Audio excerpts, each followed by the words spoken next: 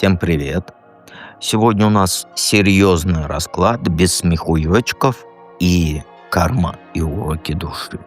И почему это с тобой происходит? Что сейчас, я имею в виду, происходит? Давайте в долгий ящик откладывать не будем, сразу начнем наш расклад.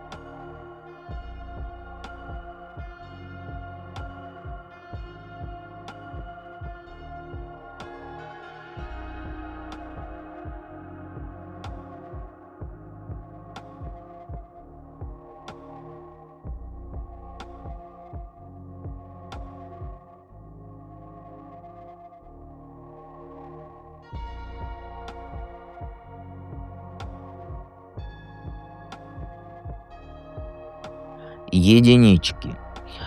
Смотри, первый вариант говорю. Все. Дед спекся. Выносите. Первая карта — это сигнификация, чтобы понять, для тебя этот расклад или нет. Выбираешь ли ты интуитивно, неинтуитивно, против сигнификации не попрешь. Если сигнификация не о тебе, значит расклад не твой. И не важно, что тебе вот прям хочется первый вариант. Так вот, что сейчас в твоей жизни творится? А у тебя раздрай, как в делах, так и в отношениях. Ты знаешь, ты человек, который одной рукой отбивается от толпы, а второй пытается удержать то, что для тебя важно. А если конкретно, то ты просто застряла между родней, которая давит, чтобы ребенка родила, и муж, который вообще не готов к отцовству. И ты вот мечешься между кухонными скандалами, упреками матери, там, я в твоем возрасте уже 3 нянчила, да? И его холодным молчанием после работы. И каждый день у тебя это война. Ты защищаешь свое право не решать за других. Но чем больше ты сопротивляешься, тем сильнее на тебя наседают. И энергия твоя на нуле, тут даже трактовать не нужно. Ты как загнанная лошадь, которая ее еще вот держится чуть-чуть, да, но уже чувствует, что следующая атака хребет сломает. И при этом ты сама еще хаос создаешь этот. Вместо того, чтобы всех, как говорится, послать на картошку ко мне, в огород ко мне картошку копать, сказать всем стоп и выгнать всех, как говорится, с овечков за дверь, ты продолжаешь оправдываться и пытаться всем угодить. А результат какой? Тебя на части разрывают, а твои желания настоящие, они похоронены под грузом чужих ожиданий. Наперед скажу, это ж твоя жизнь. Какой кармический урок твоя душа пытается тебе вдолбить? Ну, орет твоя душа, что хватит тряпкой быть. Но ты на этот крик упорно ушки свои закрываешь, прелестные. А урок простой. Тебе нужно наконец-то обрести внутреннюю власть над собой. Не криком, не истериками, а вот спокойной железной уверенностью. Вот смотри, ты годами мужа терпишь, который по дому не помогает. Мать, которая в твою, извини меня за выражение, в постель советами о сексе лезет. Потому что ты боишься этих людей потерять. А вот карты говорят, что пора учиться управлять вот этим страхом одиночества. Твоя подруга, которая после развода работу нашла, о которой мечтал, сейчас путешествует. Ты же вместо того, чтобы честно мужу сказать, либо там мы к психологу идем, да, либо я ухожу, ты молчишь и копишь злость. И душа специально запихнула тебя в эту мышеловку, чтобы ты перестала цепляться за тех, кто тебя не ценит, и начать строить жизнь с нуля. Медленно, но верно, как говорится. Как ученик, который впервые в руки инструмент берет, он же начинает учиться. Но ты же не хочешь начинать. Ты боишься, что ничего не получится. Это твое любименькое. Почему твоя душа выбрала именно эту боль для роста? Ну, знаешь, душа, она не просто так подкинула тебе мужа-манипулятора и мать-тирана. Она знает твою слабость. Ты вечно влюбляешься в холодных, в недоступных мужиков. как вот отец, который ушел к другой, да? И ты ищешь одобрение у женщин, которые тебя унижают. Как мать, которая критикует твою вот эту жизнь. Тебе специально дали короля мечей. Начальник, который тебя обесценивает, да, твои идеи, неважно. Паш мечей — это там сплетни подруг за спиной, чтобы ты научилась отстаивать свои границы. Это как тренировка. Если сможешь послать всех нахер, там свекровь, которая тебя называет там бездетной курицей, и уволиться с токсичной работы, значит характер прокачаешь. Пока же ты ведешь себя как ребенок. В подушку плачешь, но продолжаешь варить борщи для мужа, который 3 дня, по 3 дня эти, как их называют-то бусурманские штуки-то, телефоны не берет. Твоя боль — это тренажер для души. Либо ты сейчас научишься правду матку всем в глаза рубить, как я тебя учу на протяжении сколько времени, либо будешь вечно ходить по кругу с людьми, которые тебя просто пользуют. А тебя пользуют. У меня даже вот, я не знаю по-другому, как мягче сказать. Как урок этот усвоить и прорваться к новой версии себя? Ну знаешь, тут выход один по картам. Перестать делать из себя жертву. Королева мечей — это ты, которая должна взять, как говорится, ножницы и все лишнее отрезать. Перестать, то есть оправдываться перед матерью, выключить телефон, когда тебя грузят, четкие условия мужу, например, там, или психотерапия, да, или чемодан. Вот ты сейчас как в клетке по 8 мечей. Тебе кажется, что все пути закрыты. Но 8 мечей — это мы выдумали. Себе беды, я имею в виду. На самом деле двери открыты, просто ты завязала себе глаза чужими страхами. Пример, например. Ты там не едешь на море с подругой, потому что муж сказал там дорого. Сними повязку. Билеты покупай на свои деньги, пусть он обижается. А это твои проблемы, что ли, что он дуется? Хочет поехать, пусть с тобой езжает. И с малого начни там на работе, да, скажи коллеге, которая на тебя всю работу скидывает: я это не буду делать. Легко сказать, прикинь. Я не буду это делать. Матери скажи, что не будешь ее выслушивать, ее нытье про твою неудавшуюся жизнь. Это твоя жизнь, я ж поперхнулся от того, от того, что я зажигаюсь. И знаешь, ты через месяц увидишь, что те, кто действительно тебя любят, они останутся. Остальное — это балласт. Твоя новая версия — это женщина, которая не боится одиночества, потому что знает, что лучше быть одной, чем в клетке с теми, кто грызет твои крылья. Понимаешь? Я надеюсь, что ты меня услышал, потому что твой вариант даже меня зажег. Я поперхнулся от злости. Простите, извините, я не предвзят. Итак, давайте перейдем ко второму варианту.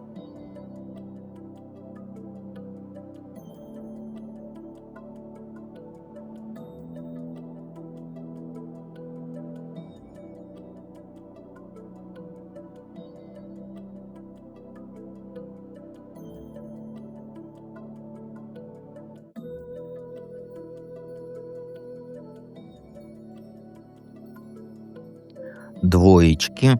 Сразу про сигнификацию скажу. Сигнификация — это рассказ о тебе, да, по первой карте. Если это тебе резонирует, то есть я говорю про тебя, значит, это твой расклад. И неважно, хочешь ты второй вариант, не хочешь, все определяется по сигнификации. Никак по-другому. То есть, если я говорю, вот что сейчас в жизни творится, вопрос на сигнификацию о тебе, значит расклад твой. Если не о тебе, и не важно, что ты там по интуиции второй вариант выбрала. Только сигнификация. Что в твоей жизни? Лодка. Вот что в твоей жизни, это, знаешь, лодка качается, вот закрой глаза, представь.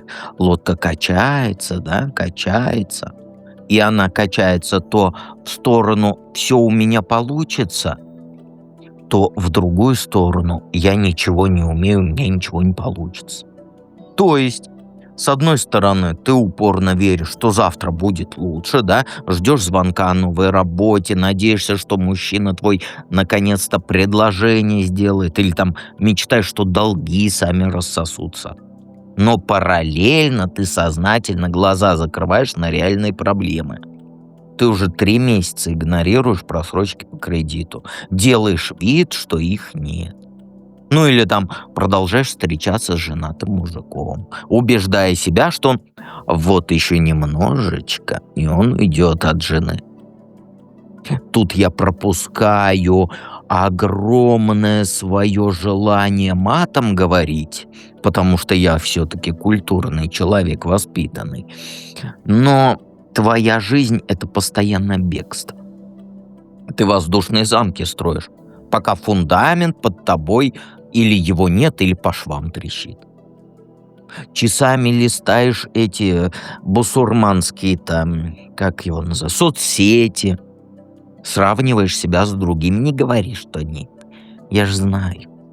И ты не замечаешь, что твоя собственная подруга там перестала тебе звонить из-за твоего вранья про успешную жизнь. И самое поганое, ты сама это знаешь. Где-то в глубине души ты чувствуешь, что пора остановиться. Но страх заглянуть правде в глаза, он сильнее тебя. Так какой кармический урок твоя душа пытается тебе вдолбить? Ну, тебя не просто так, конечно, колбасит. Твоя душа, она кричит, что вот хватит ныть над этим мужиком, который тебя бросил столько времени назад, когда вот прямо сейчас твой лучший друг в тебя влюблен. Вот прямо вот так.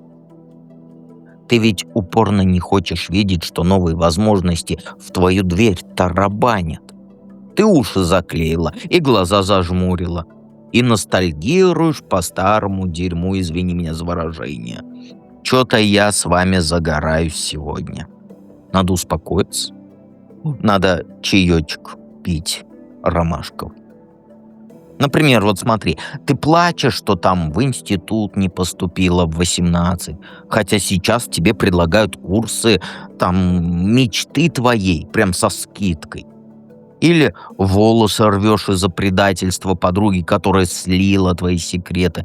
Зато игнорируешь новую соседку, которая уже трижды тебя на кофе звала. Кармический пинок здесь простой. Перестань быть жертвой собственного прошлого. Твоя душа, она же пытается тебя заставить понять, что ты специально за боль цепляешься, потому что ты боишься ответственности за новое счастье. И вот пока ты не выбросишь вот этот хлам из головы, ты будешь как белка в колесе, которая каждый вот сгнивший орех свой сторожит. Хоронец, хотел сказать. Пока остальные запасы все другие разбирают. И вот ты с этим сгнившим орехом и бегаешь. Так почему твоя душа выбрала именно эту боль для роста? Ну, тут все жестко. Твоя душа, она специально подкинула тебе вот этот коктейль из ада, да? Из прозрения и из рухнувших надежд твой коктейль. Потому что что? Потому что ты мастер самообмана. Ты мастер самообмана. Ты уже год знаешь, что муж тайно тратит деньги семейные на всякую ерунду. Но вид делаешь, он просто там на работе. Или ты понимаешь, что начальник тебя использует, обещает повышение, но ты продолжаешь пахать за троих, слушая, что вот-вот чуть-чуть это самая наша лучшая сотрудница. Знаешь почему? Потому что это самая лучшая манипуляция. Ты так работаешь продуктивнее на него, для него. Твоя душа выбрала эту боль, потому что только так ты перестанешь врать себе. Она вот как этот врач, который хирург, режет по-живому, чтобы вытащить там гнойник или там, как называется, онкологию, как его, опухоль. Из твоих иллюзий. У тебя опухоль твоих иллюзий. Тебе дали острый ум не для того, чтобы придумывать оправдания, а чтобы рубить матку правду.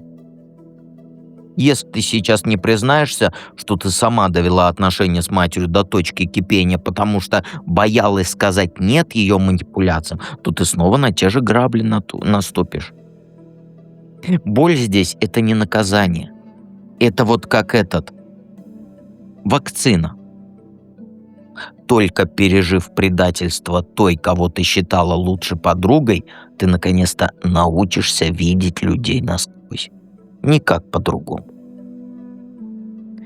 Как урок этот усвоить и прорваться к новой версии себя. Ну, знаешь, хватит ныть. Бери и делай. Ой, дед, опять что-то надо делать.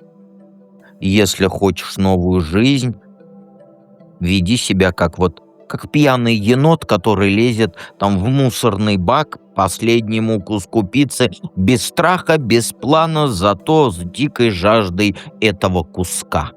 В твоем случае это жажда перемен. Понимаешь? Выгони там мужика, если он тебе не нужен. Даже если там он прыгнет за кроссовками в окно. Как это сказать? Ты вот в кроссовки любимые выкидываешь, и он за ним прыгает. Заказ на фрилансе возьми, о котором ты стесняешься подругам рассказать.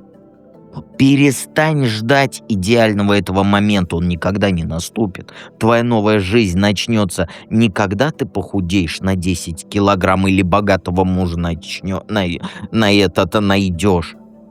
а когда ты в понедельник утром подашь заявление на отпуск за свой счет и поедешь одна в тот город, о котором ты всегда мечтала, и там еще и работу подыщешь. Не бойся выглядеть дурой. Надень ты полосатую кофту с цветными штанами. С незнакомцем в метро поговори. Караоке с пьяными тетками в кафе спой. Понимаешь, именно в этом безумии ты себя найдешь. Ту самую, которая не боится ошибаться, потому что она знает, даже если лицом в грязь да в какашки упадет, это будет ее собственная грязь. Родная, твоя, тобой выбранная. Пусть даже какашки. Что-то я с вами зажигаюсь сегодня. Давай перейдем к третьему варианту, а то я и так уже материться начал.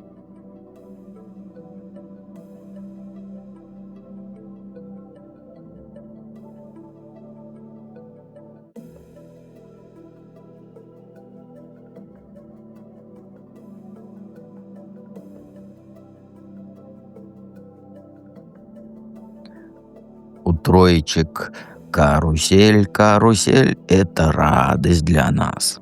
Прокатись на нашей карусели. Твоя жизнь сейчас карусель. А что я тебе еще скажу? Да, нет, подождите. У меня есть табу. Я теперь буду говорить каждому, что такое сигнификация. Троечки. Неважно, выбрал ты интуитивно, не интуитивно, это третий вариант. Расклад смотрится только по сигнификации. Вот сейчас я скажу про карусель, да? И если это про тебя и про твою жизнь, то, что в ней творится, значит твой расклад. И если нет, то нет уж, извини, ищи себя в других вариантах. А у троечек карусель, мне так хочется эту песенку спеть. Ну, у тебя карусель, которая с бешеной скоростью несется. А ты никак не решишься то ли спрыгнуть, то ли продолжить на ней кататься.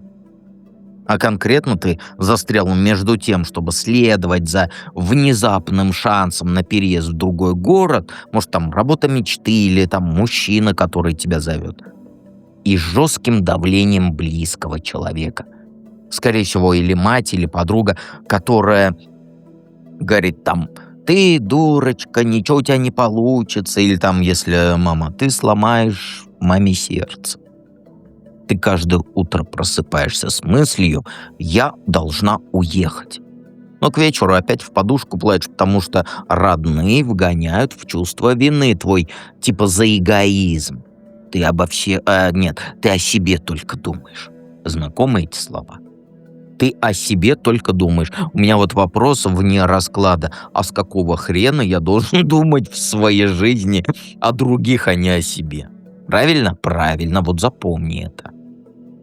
И колесико крутится. Колесико крутится, а дела твои не мутятся. Сегодня ты готова собрать чемоданы, завтра снова веришь, что сможешь всем угодить. Послезавтра ненавидишь саму себя за эту кашу в голове. И все вот усугубляется тем, что подруги уже устали слушать твои метания. На работе начальник замечает твою рассеянность, потому что ты реально на грани увольнения из-за проколов там на работе.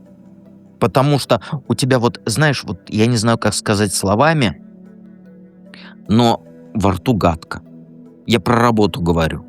Потому что в душе ты уже где-то там, не на работе. У тебя, как говорится, вот не знаю, как объяснить, но как будто вот когда на работу устраиваешься, ты как будто ниточкой привязываешься.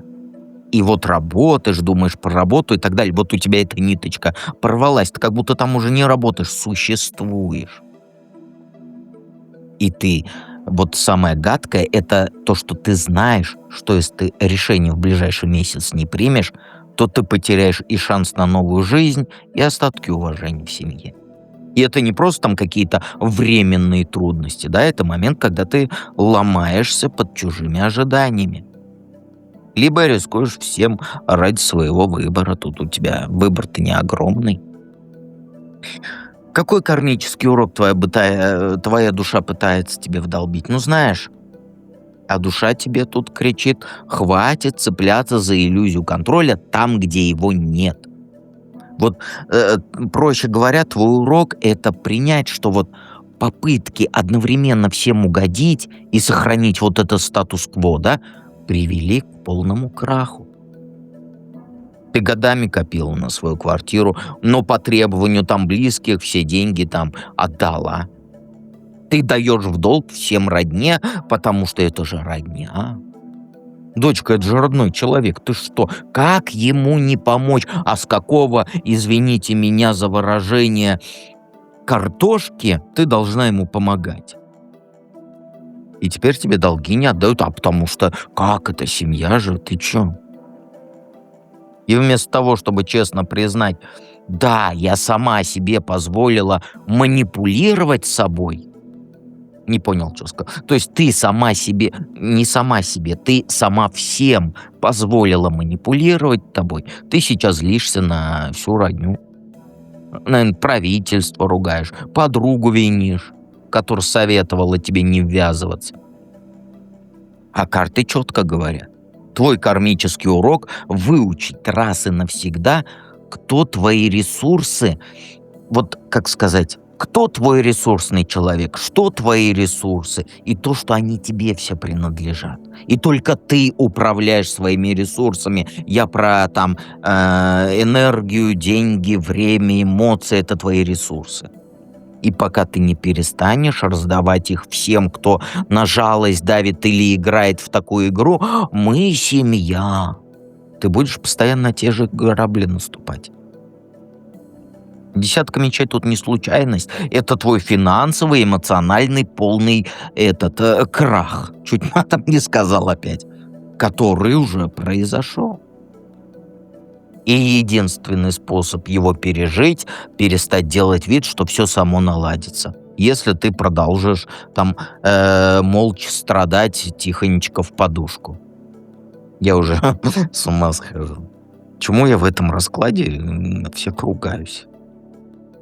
Почему твоя душа выбрала именно эту боль для роста твоего? Ну, знаешь, она специально, твоя душа, влезла в эту жопу, извини меня за выражение, потому что ты уже 100 раз в прошлых жизнях и в этой же тоже, но в других ситуациях ты игнорировала вот два ключевых момента: справедливость и детские травмы. И вот сейчас боль пришла ровно потому, что ты до сих пор не расплатилась за старые долги. В прошлом ты бросала людей легко, которые тебе доверяли. Может, сестру, подругу бросила, когда она в беду попала. Или подругу предала из-за мужика. А теперь ты сама оказалась вот в этой ситуации преданной. Также ты годами закрывала глаза на то, как твоя мать отца унижала. А сама теперь терпишь унижение от мужа, повторяя этот сценарий. Шестерка кубков — это прямая отсылка к тому, что твои нынешние страдания растут из детской модели. Любить значит терпеть. Твоя душа выбрала эту боль, чтобы ты наконец-то поняла, что пока ты не пересмотришь вот эти установки старые, да, например, там родители всегда правы, там надо жертвовать собой ради семьи, потому что мы семья, то ты будешь наступать на одни и те же грабли. И да, это больно, потому что иначе ты бы, как говорится, не проснулась. Как урок этот усвоить и прорваться к новой версии себя? Ну, знаешь, мягко говоря, чтобы из этой ямы вылезти, тебе нужно сделать две вещи. Две карты, две вещи. Во-первых, врать себе перестань и прими боль правды. Сейчас ты как повешенный, ты зависла в состоянии «ну, я подумаю, дед». Ну, я посмотрела расклад, вроде столько инсайтов поняла, но ничего делать не буду. И ты год не можешь выбрать между токсичным мужем и разводом. И вот карты тебе говорят, что хватит удобного момента ждать. Ты в прямом смысле должна взять и сделать то, чего ты боишься. Например, там халявщика мужа выгнать, на развод подать, там публично признать, что там начальник мудак, что твой бизнес прогорел, который ты начинала из-за твоих же ошибок.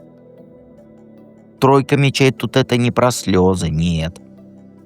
Это вот врачебный надрез, хирургический. Тебе придется сознательно пойти на боль, чтобы вычистить эту не геморрой, а как его...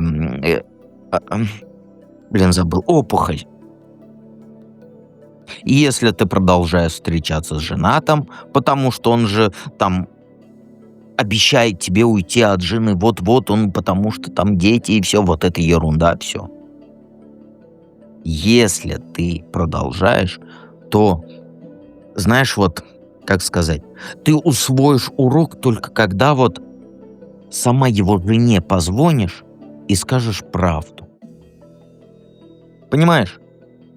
То есть будет дикий скандал. Да, тебя назовут дрянью, да, тебя назовут другими плохими словами. Но это и есть тот самый момент прорыва. Новое «ты» начнется не когда все само собой там утрясется, а когда ты перестанешь прятаться за иллюзиями и примешь последствия своих решений. И срок тут максимум 2 месяца. Ну или сломаешься окончательно, и все, и можешь такая: ой, дед тут всякой ерунды наговорил, пойду посмотрю, как он покакал сегодня. Вдруг его жена не покормила. Знаешь, это твоя жизнь. Я только карты читаю. Чего бы не было, помни, что я с тобой рядом.